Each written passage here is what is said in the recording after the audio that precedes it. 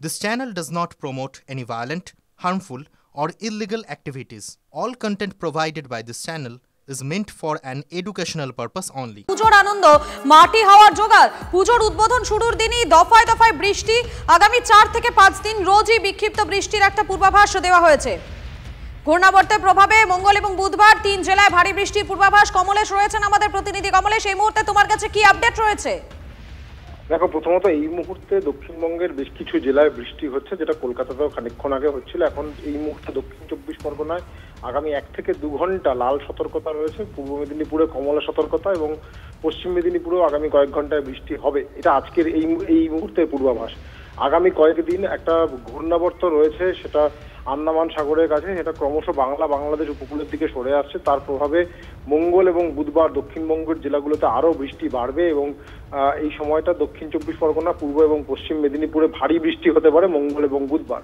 এবং তারপরেই যে নিম্নচাপ নিয়ে আলোচনা, সেই নিম্নচাপ তৃতীয়ার দিন বঙ্গোপসাগরে এসে হাজির হবে এবং তার প্রভাবে পুজোয় প্রায় রোজই বৃষ্টির একটা আশঙ্কা থাকছে এবং কিছু জায়গায় বিশেষ করে উপকূলের জেলাগুলোতে ভারী বৃষ্টিও হতে পারে। এবং যেটা আবহাওয়াবিদরা বলেছেন যে পুজো যত শেষের দিকে যাবে, মানে অষ্টমী, নবমী, দশমী, তত বৃষ্টি বাড়বে।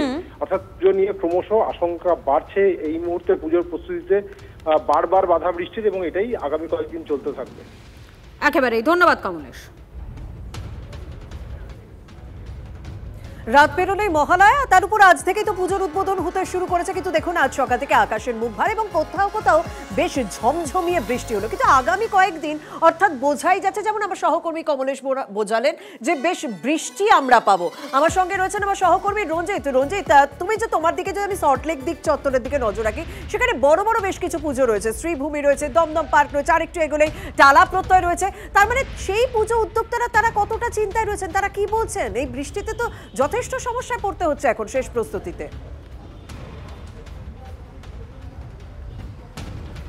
একদমই, দেখো, অসুররূপী বর্ষা কিন্তু পুজো উদ্যোক্তাদের চিন্তার ভাঁজ ফেলেছে, কপালে তাদের দুশ্চিন্তার ভাঁজ।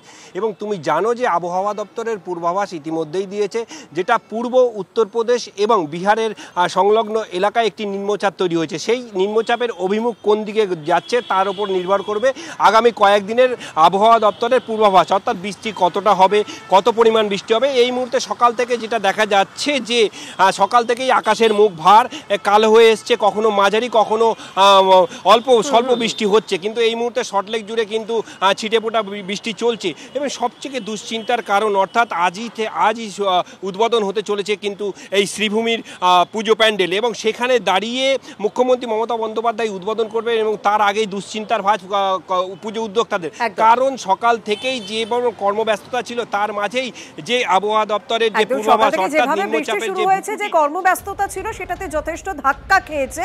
এবং স্বাভাবিকভাবে আগামী কয়েকদিন কিভাবে কাটে সেদিকে তো আমাদের প্রত্যেকেই নজর থাকছে। ধন্যবাদ রঞ্জিত।